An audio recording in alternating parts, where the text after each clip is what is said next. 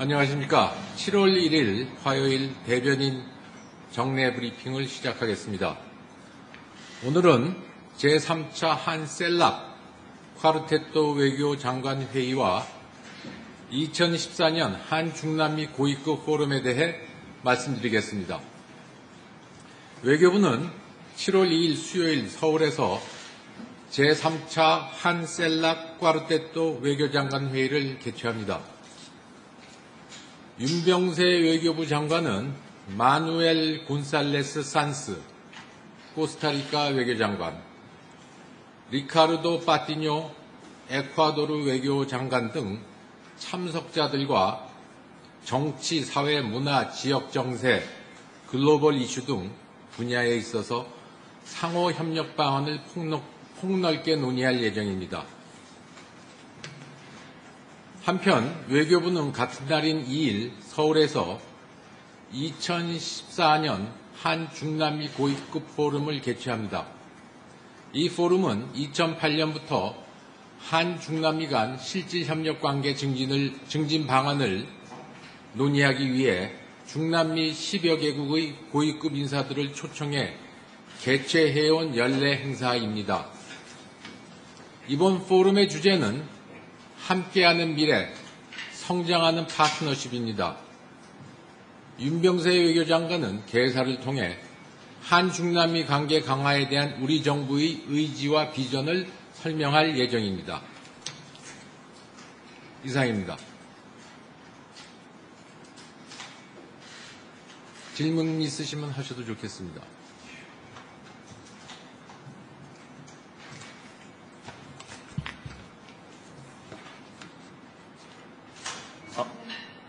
KBS 이정민입니다. 오늘 일본 집단적 자위권에 대해서 결과가 발표되게 되어 있는데 여기에 대한 우리 정부의 입장과 그리고 대응 방안이 있으시면 좀 말씀해 주십시오. 그 문제는 일본 측에서 가계 결정 내용을 발표하면 그 이후에 종합적으로 밝힐 예정입니다.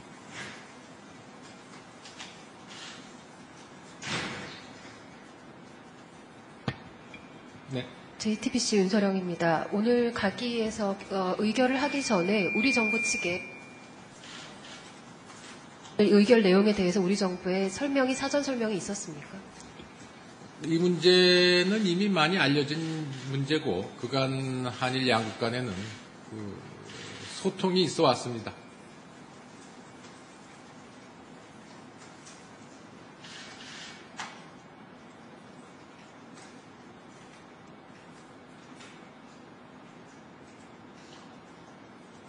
네.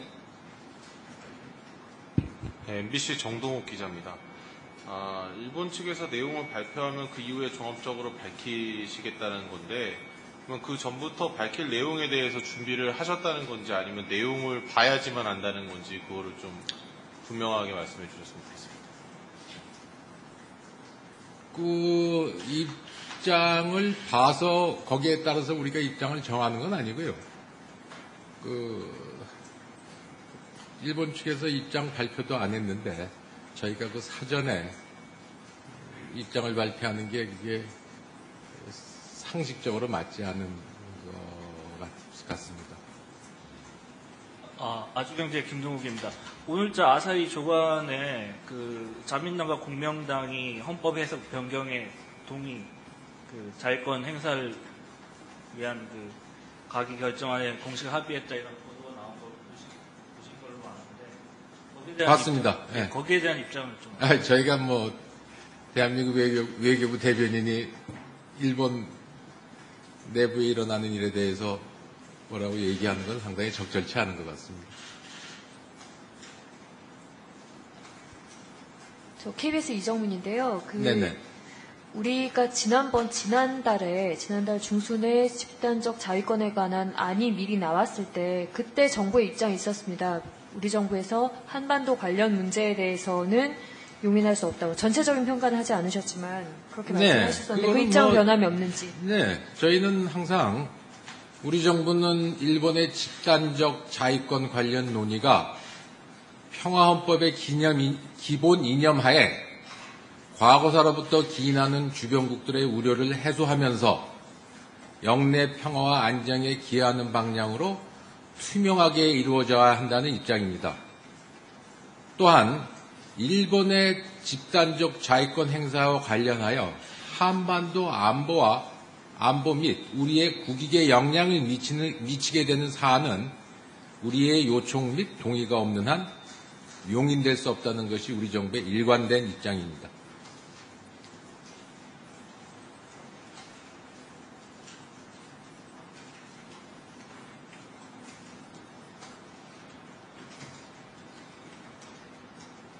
네. 예, 중앙일보 정원엽입니다. 지난번에 일본의 집단적 자위권 관련 내용이 나왔을 때 중국 외교부에서도 입장 발표를 했었던 걸로 기억을 합니다. 이번에 시진핑 주석이 방한한다면 그러면 이 집단적 자위권의 시기라든지 발표 시기라든지 이런 부분을 고려했을 때 의제가 될 수 있다고 보시는지 여쭤보고 싶습니다. 그 시진핑 주석 방한 관련한 사항, 그런 의제를 포함해서 현재 관례상 저희가 사전에 뭐라고 말씀드릴 수 있는 상황이 아닙니다.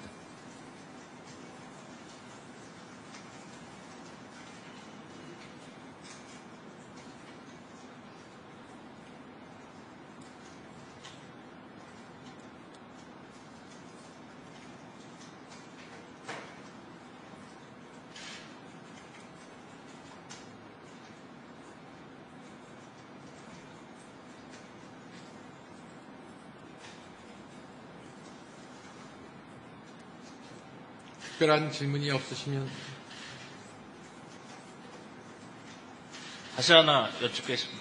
우리 국민들이 궁금해하는 점은 만약에 한반도 급변 상황 시 일본이 미군과 함께 들어오는 것에 대해서 우려를 하고 있습니다. 여기에 대해서 정부의 입장이 있나요? 일반적으로 제가 답변하겠습니다. 집단적 자위권이라는 것이 남의 땅에 들어와서 마음대로 휘둘릴 수 있는 마치 전가의 보도는 아닙니다. 제가 알기로는 일본 측도 집단적 자위권은 해당 국가의 명확한 요청 또는 동의가 없으면 행사될 수 없다는 것은 국제법 원칙상 당연하다고 본다라는 의견을 낸 적이 있습니다.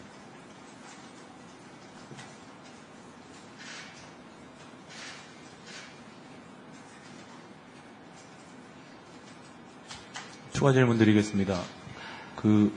조만간 있을 북일 접촉에 대해서 일본 측이 사전 설명이라든지 내용을 좀 같이 우리 외교부하고 공유하고 있는 측면이 있는지 여쭤보겠습니다.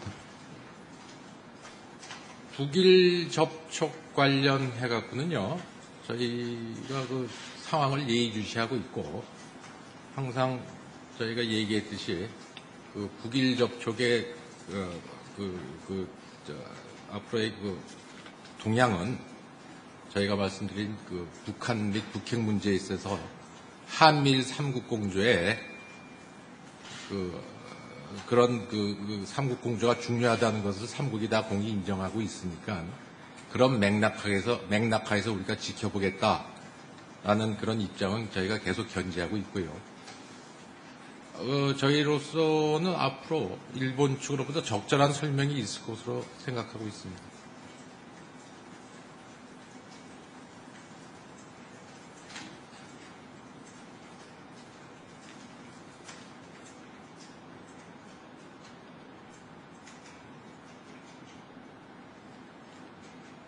네. 아시아투데이 윤희영 기자입니다. 집단적 자위권에 대해서 일본이 설명했을 때 보면 낙도에 대한 부분이 포함되어 있습니다. 낙도에 대한 불법 행위에 대한 대처 부분이 들어있는데, 물론 이 부분이 어떤 특정한 섬을 지칭하고 있지는 않지만 현재 일본은 독도에 대해서 영유권을 주장하며 우리 측에 불법 점거하고 있다는 식의 발언을 하고 있는데, 이 문구로 인해서 독도에 대한 영유권이 더욱더 커질 수 있는 그런 우려도 나오고 있는데요. 그에 대한 정부 입장 좀 부탁드리겠습니다. 낙도 관련된 부분에 대해서는요, 발표가 난 후에 제가 답변을 드리도록 하겠습니다만은 뭐 독도 관련된 지금 질문이 있으셔서 그러는데요. 그것도 일반론적으로 제가 대답하겠습니다. 집단적 자위권이라는 것은 동맹을 상정을 하는 거죠. 동맹에 따른 하나의 그 권리인데, 동맹은요, 남의 나라 땅을 침략할 때는 적용이 안 됩니다. 남의 나라가 동맹국을 침략할 때 적용되는 개념이 집단적 자위권이죠. 제 답을 충분히 이해하시겠습니까? 그건 해당이 안 되는 사항입니다. 오히려 우리의 자유권이 행사될 수 있는 그런 사항이겠죠. 자, 이만하겠습니다.